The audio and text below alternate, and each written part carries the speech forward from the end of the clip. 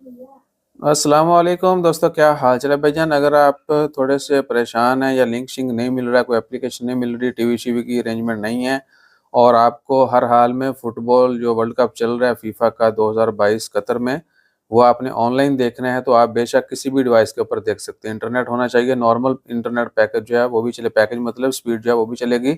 और मोबाइल के ऊपर, कंप्यूटर के ऊपर, एंड्रॉयड टीवी के ऊपर, कहीं पर भी ओपन करें।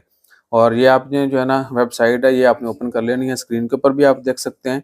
ये वेबसाइट आपने शेख गूगल पे लिखें या वैसे यूआरएल बार में लिखें तो आपको ये जो है ना वो मिल जाएगा। और डिटेल वीडियो जो है उसका लिंक मैंने यूट्यूब की वीडियो डिस्क्रिप्शन में डाल दिया, वहाँ पर जाके भी देख सकते हैं कि किस तरह ओपन करनी है और कैसे कैसे कैसे कैसे आपने मैच प्ले करना है। और अला तूल चलता है। अभी मैच शुरू होने वाला है जी ईरान का किसी दूसरी टीम के साथ, ठीक है।